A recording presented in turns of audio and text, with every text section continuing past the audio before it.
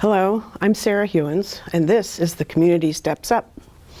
With us today are Brian Wick, the Executive Director of the Cape Cod Cranberry Growers Association, and Dick Ward, the longtime owner of Ward Cranberry Bogs. Thank you both for being here today. Much appreciated. Thank you for having us, yes. So I wanted to start today with you, Dick. If you can tell us a little bit about how you and your family got involved in the cranberry industry. How that started. Started in high school with me. I was working on a bog in Plimpton. Then I got out of college, got a job here teaching, and I needed a summer job. So I went to work for John Shirtliff, who had bogs, and he had the bog that we live at now. So I bought that from him that summer. And so summers, that was my summer job when I was teaching. And then it became more than that, because we built bogs on, we had 2 acres to begin with, and through the years we built so that we had 13 acres. And then we took 2 acres of that and incorporated into a 5-acre solar project. So we now have 11 acres, but I don't own it anymore. Yeah. I turned it over to my sons. Right. I'm 83 and I'm not as able to do all the work that needs to happen, but I can still be the gopher. Yeah. Go for this, go for that, so on. Right. So that's how we got into cranberries.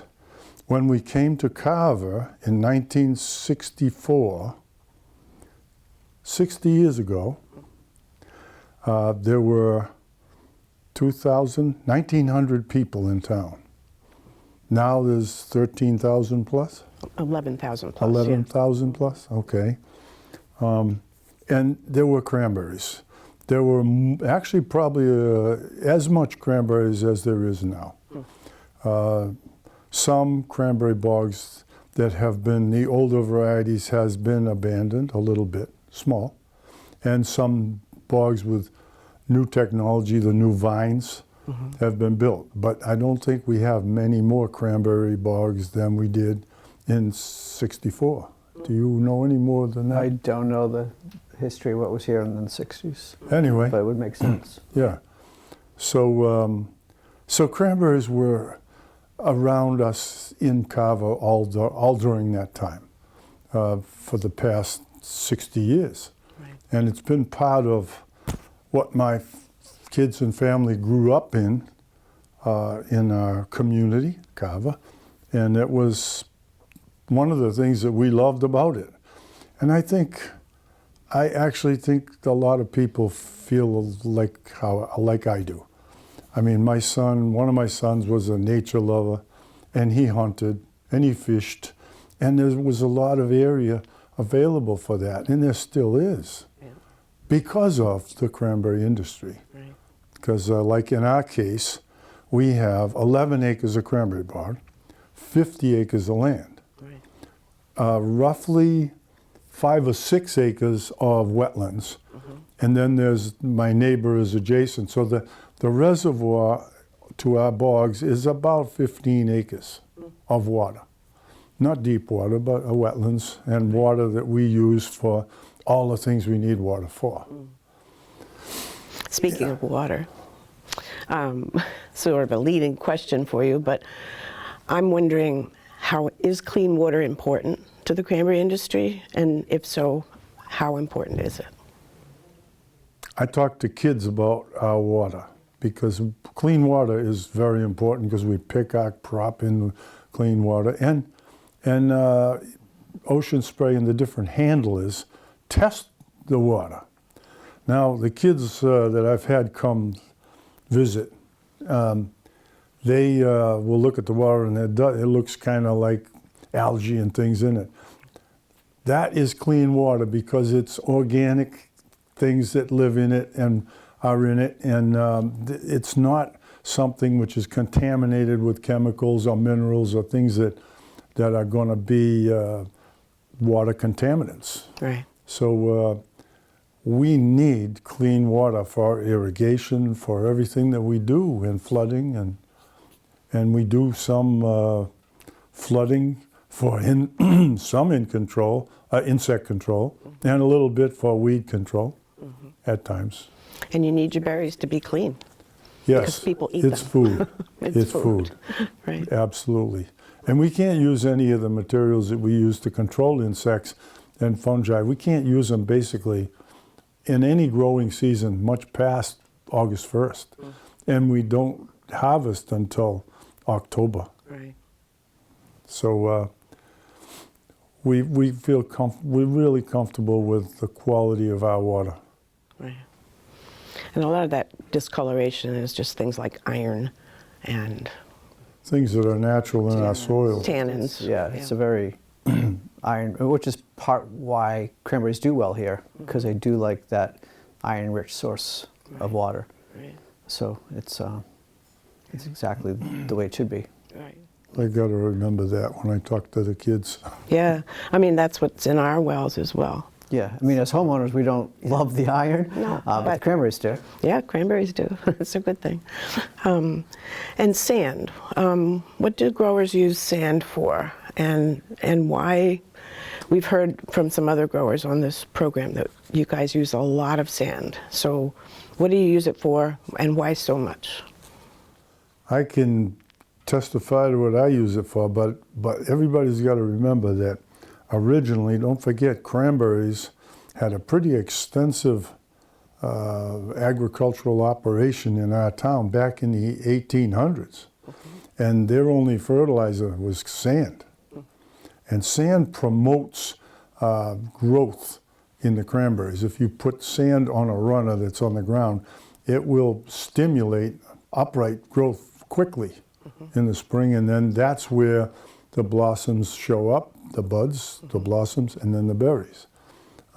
So sand now, we're running into the problem in our industry that the old early blacks, that's the heirloom varieties that have been here for over 100 years, they produce roughly, on average, I guess, 120 barrels to the acre. A barrel is 100 pounds. And so that I say volume, I don't like volume. 100 barrels to the acre is like not enough to pay our bills. That's the bottom line. Right. And so what's happening is they will help pay the bills if you can add newer varieties and add your volume or number of barrels up. So we just rebuilt 2 acres at our farm out of our 11. Okay, it cost over $50,000 to do it because it takes a lot of work and materials and new irrigation system and the whole thing. So in order to stay sustainable, you can't keep going on just old early blacks and house. You increase your production, and the newer varieties can produce 400 barrels to the acre, 300, 400, and maybe sometimes even more. But compared to 120 barrels to the acre, 120 barrels to the acre doesn't do it. So increasing that volume to add to the number of barrels that you ship to the handler to pay your bills, but to replant into these newer varieties takes a lot of sand. Now, we try to sand our bogs with about 1 inch or 3/4 of an inch every 3rd year to stimulate new growth, the old varieties and the new varieties.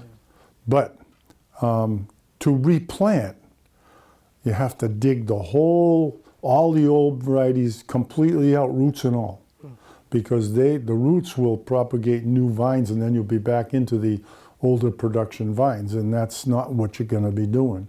So they have to strip all that off and then they're recommending 8 inches of sand. We tried to get away with a little less than that because we were trying to use our own sand. It was so expensive. And it wasn't really the real good drainage sand I like, but that's what I had. Because buying it is just very expensive.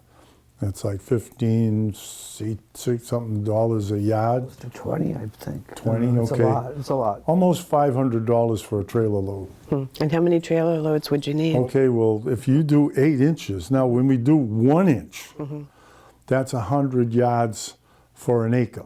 Okay. Okay, so now if you're going to do that, now the bog we're going to do this fall, this spring, my son is going to be, we're going to be tearing out. It's 1.25 acres.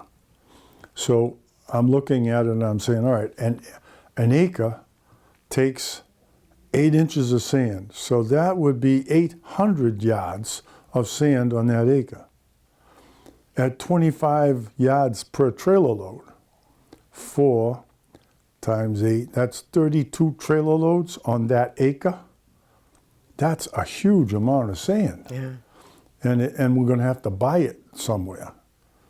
Okay, and that 1.25 acres will be more than that, 32 yards. We might end up having to try to cheat, but when you try to cheat and then you try to drag the new irrigation lines in, you can't get them in because you're hitting the bottom layer, the black organic material that we want to have there to seal the bog. So we need, that 8 inches is what they're recommending down the line on renovating and replanting bog. So that's a lot of sand, you know. And the sand, and I hate to say it, but because folks are thinking that we're taking sand out of the ground and we're contaminating the water. No. Think about that. Common sense. Taking the sand out of the ground to do things like that and to sell at times is going to contaminate the water? No. We've got areas in North Carver that have been contaminated from the dumps, but it's not from the cranberry bogs and it's not from removing sand. And I'm sorry, but I think there's some fear mongering going on here that, you know, you take the sand out, you're contaminating all our wells. No, that is not the case. Septic systems and sewerage and such like that, that's going to contaminate your water. Exactly. So if you just took out the cranberry bogs and put it in developments, you folks are going to be, we're going to be in trouble. Yeah. We want to have housing in our town, but we want to do it in a sensible way, not huge developments. Right. But anyway, back to the sand. That's the reason we need the sand for construction and every year use or every third year use for an assist fertilizer. Because we use organic and regular fertilizer, but sand promotes new growth better than anything. Yeah, it's a natural fertilizer. Yes, yeah. Yeah, I remember when I first learned that, I was surprised. I mean, who would have thought? Yeah. Yeah. Well, you've been around bogs, so you've got a pretty good understanding of them, because you've sweated through picking seasons with us. Yep, I did. So you hit the two, sand and water are the two critical natural resources for viable cranberry operation. So you need them both. Yeah, we do. And so I encourage folks in our community to understand that and think about the benefits too of the cranberry bogs, the uplands, the wetlands, and how much that is part of our community. You know, and I'm hoping that when you come here from some other place that that's one of the things that you like. You know, I have neighbors that walk around my bogs. And they love the bogs, and they give me a lot of good support. And I'm just hoping that other folks in town kind of feel that way too. Right. Well, that's one of the reasons we're doing this today and some of the other shows, just to, because I know that when I first came here, I knew nothing about it, and just have to ask, know who to ask, and sometimes you don't even know the questions to ask. So I'm hoping. Which is understandable. Yeah. You don't know if you don't ask. Yeah. Plus, it's a unique type of agriculture because it's a lot more use of water, almost like rice, and sand and dikes and containment areas and so on. And the water is non-consumptive. As humans, we consume water and it's gone. Right. Whatever we pass back, you don't really want that back. Right. But with cranberries, it's considered non-consumptive. The water is used on the bog. If it's for a flood purpose, that flood water comes off the bog again. Some instances goes back to where it came from. Every bog is going to be different. But if you take 100 gallons and apply it to that bog, you're putting that, maybe not all 100, because you're going to lose some to evaporation, some gets into the soil, but the large majority of that water is going back or being reused somehow. So it's not as if it's all consumed. Right. So that's why cranberries agriculture is considered a non-consumptive use of water, because the majority of it is put back somewhere. Right. And even if it goes back to the groundwater, it's not going away. Can reuse that. Right, exactly. Yeah. So, yes. Yep. So only a real small percentage is fully lost to transpiration, the uptake in the plant. The berries need a certain amount of water, obviously, to grow, et cetera. But that's something to keep in mind as well. Right. Some of my bogs flow back into the reservoir. We pump it up and onto the bogs to flood it, and then it goes back. Some of my lower bogs go into the brook, which goes into South Meadow Brook, which other people use. And then a couple of pieces of our bog don't hold water good. They got a sandy base underneath the ditches and things, so the water settles through. Like if I flood the top piece, it settles down in a matter of about 2 weeks, and the ditches are dry. Other bogs, they keep the water on them. My lower bogs keep the water on them all the time. So I have to pull the planks and drop it and keep it. So anyway, and that's on a small operation. So on a big operation, they're working with the levels of water and recycling, reusing, containing areas so that water doesn't just go into the brook or whatever, So we use water in all kinds of ways. And there's a lot of cooperation among growers, I think, when it comes to water, because water flows a certain way, and this person needs it, and then the next person needs it, and it must be very complicated how that works. The cranberry growers are amazing in the way they understand how water moves. And well, like Steve, my son, he has to work with the people above him all the time, especially in picking. When they're holding water, they'll hold water extra so that when he's ready and they let it go, they let go everything they have to help him get everything flooded up. He has a 35-acre piece that takes a huge amount of water. And then the fellow below him, when he's going to pick, Steve lets water go so that he has enough water level to pick. I really like that. yeah, it's very much a community where they rely on each other, and they have to. Yeah.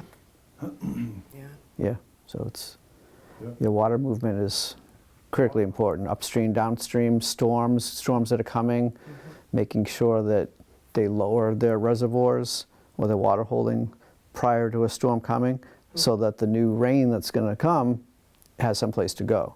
So they're always planning days ahead, watching what that weather is going to be to help minimize flooding and damage. I forgot about that. I do that.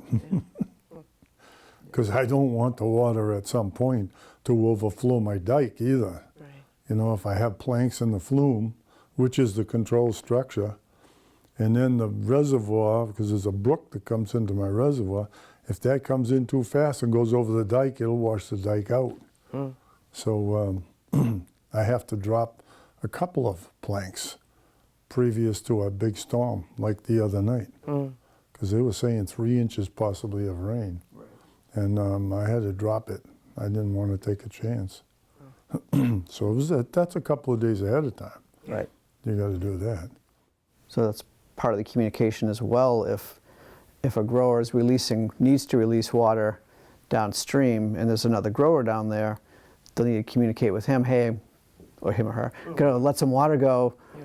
You okay to absorb it? And that grower might say, no, give me a day. I gotta so they all have to work in unison to make this happen.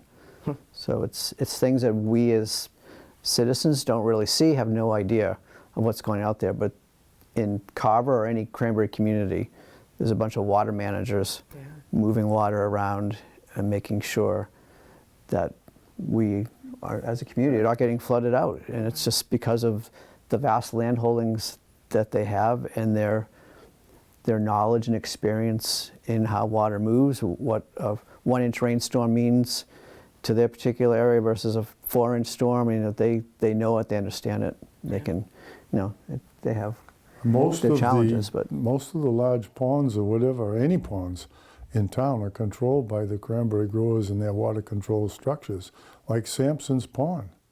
Down on the far end, there's somebody that's monitoring the level of the pond and the planks. And occasionally somebody can come, some kid maybe, pull a plank and drop water, and so there's somebody checking that every single day. And there's more than one flume that leaves Sampson's Pond, so there's more than one grower doing that. And all the, like the Edaville Reservoir, and many of all the reservoirs, like my reservoir, is 15 acres and I control it. If I don't monitor, those planks rot out and they're gone. That pond is gone.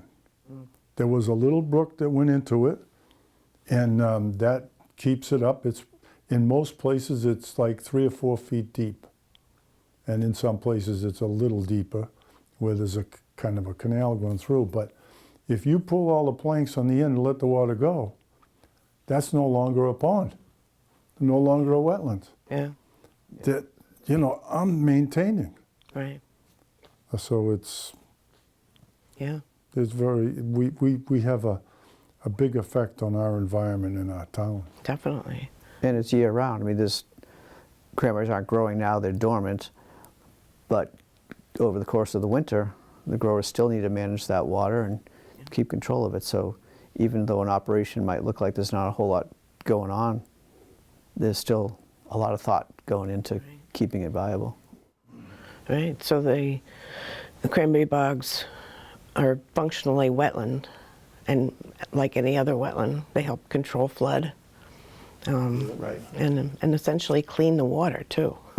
Yeah, I mean, they are a wetland, as you said, and they act as a wetland to filter water. I mean, there's been studies that have shown in substances like nitrogen that's coming into a water property measured at the inlet versus the outlet, and there was less nitrogen going out than when it came in, because the filter nature of a wetland is to filter. Right. And so the bog itself was acting as a filter. So that's what they do. Yeah. So you say you have 50 acres of land in total. I remember at one point, so quite a few years ago now, you were wondering what to do with all that upland. And you were concerned because you did not want to see houses there.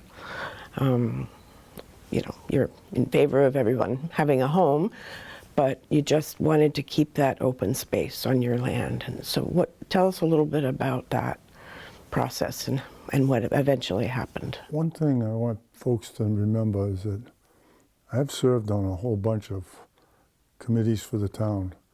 And my last thing that I served on was the chairman of the building committee at the elementary school. So folks, I love kids.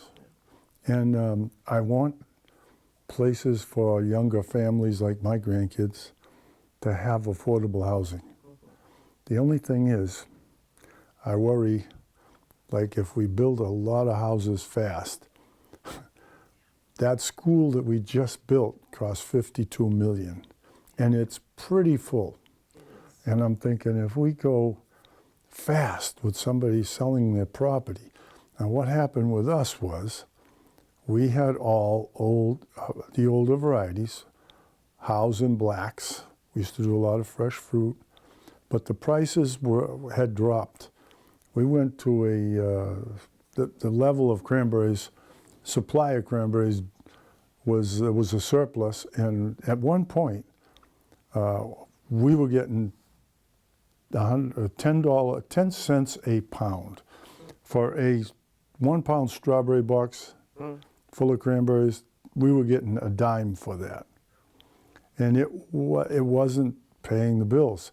So we checked into a solar project, and the upper field and one of the bogs, 2 acres of the bogs, we felt would be a good space for some solar. Now I believe in renewable energy, and we got to do as much as we can to supply that. That's something that if you're green-minded, you got to be thinking in that direction. So we put in 5 acres of solar to help pay the bills so we could stay in the cranberry business, because I thought with the amount of money we were getting from the early blacks and House, I was not going to be able to make it because I don't have a full retirement. So I didn't think that I could make it staying there and pay my bills. So I was thinking something has to happen. And I did not want to build condos. I had offers to buy the 50 acres for condos, all the upper land. And I've lived there. Like I just said, I came here 60 years ago. My wife and I were hoping to live out our days right there on the farm. Yeah. And so we couldn't, so we put the solar in. The solar company rents that property that the solar panels are on. That electricity goes on wires right out to West Street. That electricity, in reality, goes to my neighbors' houses. It's not just something that's in a on-paper system. That exists, and the electricity, they sell it to different people wherever they, in Ohio or someplace else. But actually, that electricity goes right out to my street. So I felt good about that. And then they pay us to rent the space that those panels are on. And we get roughly $30,000 a year for that. That saved us. So now we're renovating some pieces of bog to increase the production of cranberries to help also pay the bills. It's going to be an expensive proposition for us to do the next 9 acres, because we've done 2, and we're going to do 1.25 acres, and we'll have like 8.5 to 9 acres that would be housed now, that we are not, the crop is considerably down. And so the new varieties, if they're doing 400, and we're hoping for 400 barrels to the acre, on 4 acres will help up our total production and help us pay the bills. Right. Because the taxes must be pretty expensive for 50 acres. Even the 61A, that's an agricultural tax, you're still considerable cost total, plus my house and the parts of my property, like everybody else, is regular taxes. Yep. So, and the thing about cranberries is they don't require many services from the community. I don't think I've ever seen the police have to come to my box, and the fire department. And so, and there ain't no kids. Yeah, cranberries don't go to school. Cranberries don't go to school. As much as we love kids. So although those taxes are less than the regular house lot taxes, they're still considerable. Our farm counting the personal property on the solar panels, 50-acre farm is now paying $40,000 a year to the town. And I don't begrudge that at all, because I look at it paying for the schools and the things that our community needs. So it's not like, oh yeah, Cranberry's getting a free load. No. I know a lot of people think that the Chapter 61A that helps with the taxes, it means you don't pay any taxes, and that's just not true. No. We pay taxes. The program was designed to keep agriculture land in agriculture. Right. And I've seen a bit of erosion of that knowledge, Yeah. particularly recently, where I think people are kind of forgetting that we're talking more than just cranberries here. You know, it's obviously agriculture all across the state, but we are losing farmland. The state lost thousands of acres of agricultural land across the state over the last 5 years. And we're trying to prevent that in cranberries. But farming is hard, and taxes is part of those costs. So the tax benefit that agriculture is afforded through the 61A program is trying to help keep farmland farming. Because once it converts, it's gone. Yeah. It's a house, it's development, it's not coming back. That's right. So it's an important program. The state had the foresight to invest in its farms back in the 70s when this was put into place. And I think it's critically important that we don't forget about that, and we keep that 61 program, 61A, B, and the 61 is for forest land. Right. We need to keep that strong. Definitely. Because we say a strong cranberry economy, a strong cranberry farm is strong open space. It's good for open space. Because as Dick had mentioned, he invested in solar on his property, but if times were tough, his other option would have been to develop that upland, as you mentioned, and that's gone. Yeah. So, forever. you know, cranberries have their ups and downs. They're a commodity. They're in a better cycle now than they were some years back. But as much as we can, as a community, as a society, to try to support our farmers where we can, it goes a long way in helping our community stay rural, keep that character that we all enjoy, and hopefully try to prevent that development, because that's a one-way street. It is, and I think I mentioned this earlier on one of the earlier shows, that the open space and recreation plan survey that we have to do every 5 years to keep that plan viable. Every year that we've done it since the year 2000, the first question we ask people is, how important is Carver's rural character to you? You know, extremely, somewhat, you know, fairly, not at all. 75% of the people who respond say extremely important. So, and to my mind, you have to understand how is it that we have so much open space? And I think what the two of you have explained is, that's the big reason. And once, as you say, once it's gone, it's gone. So. Yep. I can picture, I have a neighbor that walks it 2-3 times a day. He's had some medical problems. And if we had a road going in with condos and things on it, he wouldn't be able to be walking that. Yeah, yeah. That's true. And that could have happened because I had an offer just before we did the solar to do that. So, you know, it could very well have happened. Right. Because we live right in the center of town. Right. Our boundary is the cemetery. They're a great neighbor, by the way. Yeah. I'm Quiet. sure. Very quiet. Right. Right. So. Yeah. And in addition to the price fluctuating, because it is a commodity, it must be fairly expensive to actually simply grow them. I don't know anything about that particular aspect, but It is. I mean, there was a period in the mid-2000s for many growers, vast majority by far, their growing costs were higher than their paid that's costs. what I remember. So yeah, so that was that was a significant financial hardship that this industry, that's why we had a cranberry task force, a state-created cranberry task force to study this.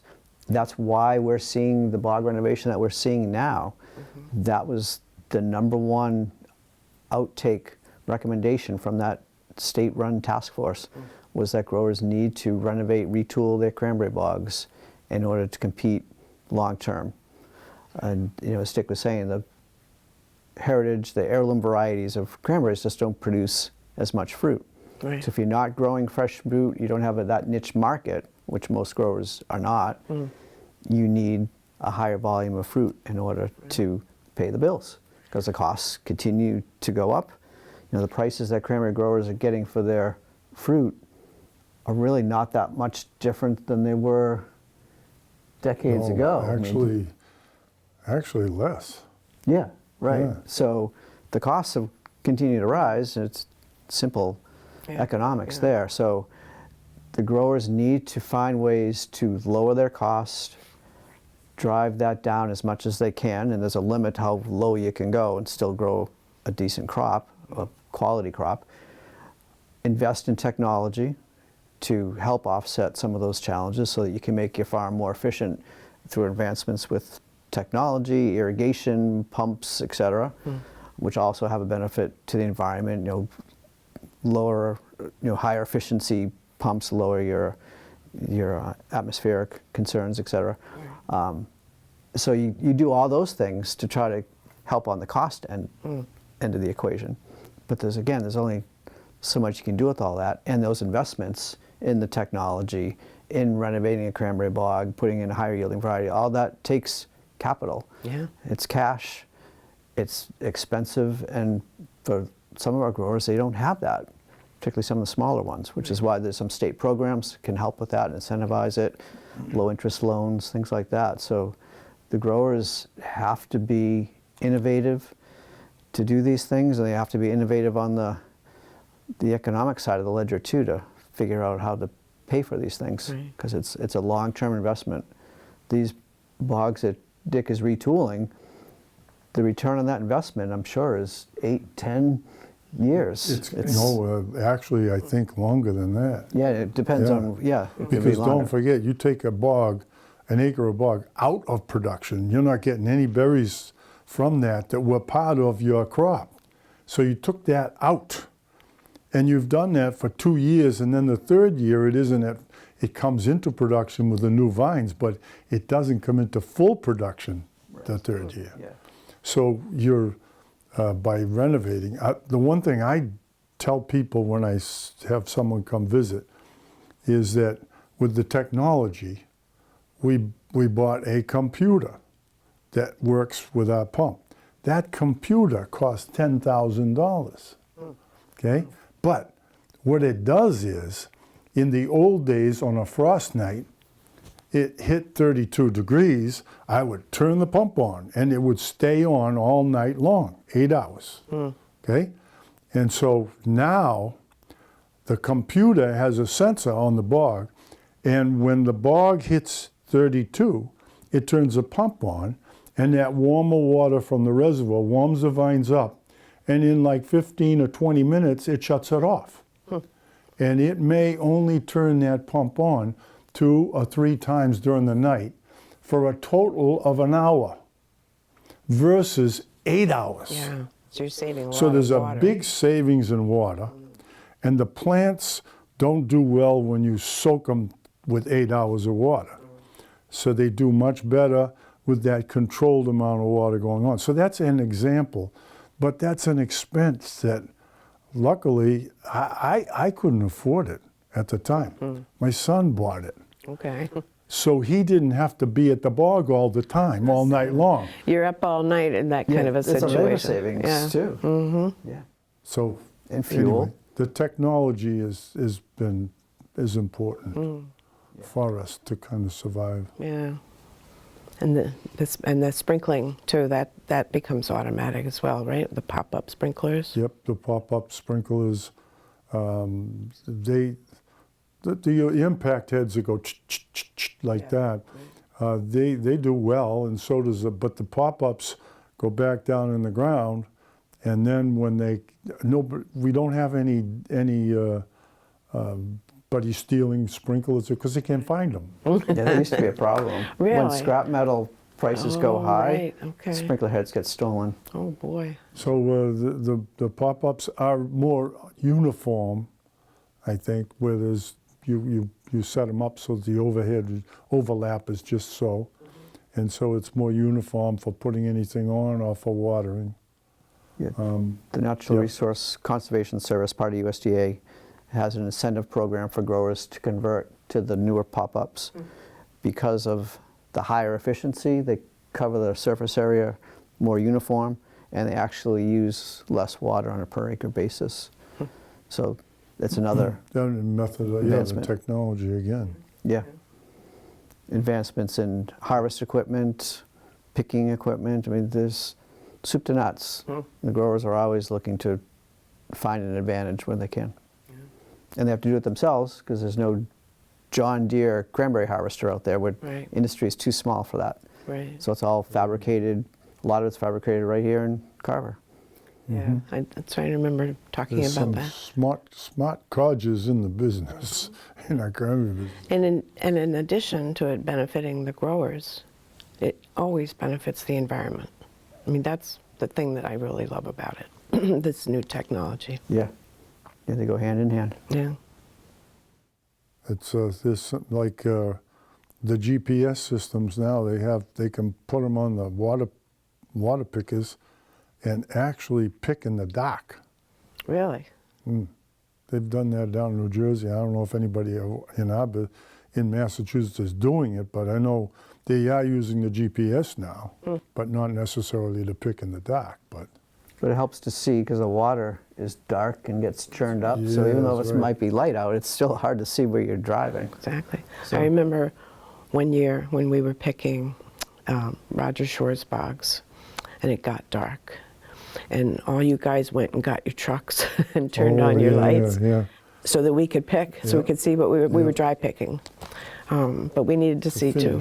To finish that. We night, had to yep, finish yep. it, yeah. It was very dramatic. You shuck and jive.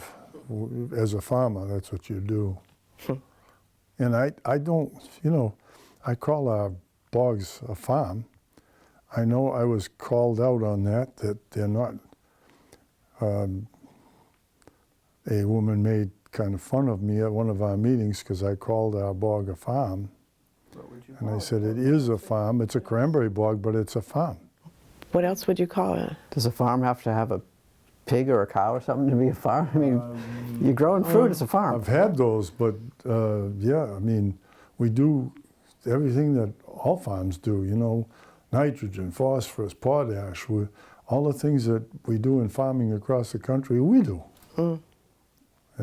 And then So, some. Yeah. That just shows some of the challenges we have in a really a non-agricultural community, non-agricultural state, where people don't quite understand. Right, To see a cranberry bog and not think that's a farm, right. what you have in your mind for your ideological farm is probably not accurate. Right. Yeah, not all farms have cows and pigs, Right. although I know that you guys did years ago. Yeah. Yeah. Well, we had other things too Yeah. through the years, which were farm too. But a cornfield is a farm. Yeah. I mean, a greenhouse could be a A farm. greenhouse can be a farm, yeah. It is. Actually, in Massachusetts, a horse farm is considered a farm. Right, Right.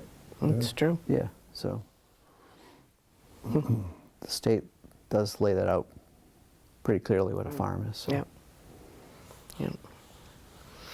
So, is there anything else you'd like to tell us about the future, the past, the present? All I'm doing is hoping that my son and my grandson continue my farm. And my wife says, that will happen. Oh, good for her. It's good. That's good. It's good to know. So my grandkids are coming back tomorrow for a shower for my granddaughter to have it at our farm. Right. And they'll be out walking around the bogs, the kids, the grandkids. they're not kids anymore. They're adults having children. I'm going to have another great-grandchild. That's awesome. But there's 7 granddaughters that are coming, and they want to stay overnight tonight, like they used to when they had these pajama parties Yeah. at the farm. We like to keep the farm. Grandpa and Grandma are gonna lay low and hide somewhere. Well, I want to thank you both for being here. Much appreciated. Thank you especially, Dick. And I thank Area 58 for considering us to sit here and try to point out to our neighbors and things how important we feel our farms and Cranberry Bogs are to our community. yeah, I agree. So I thank them. And I thank you. Thank you. Thanks, Sarah. And thank you for joining us.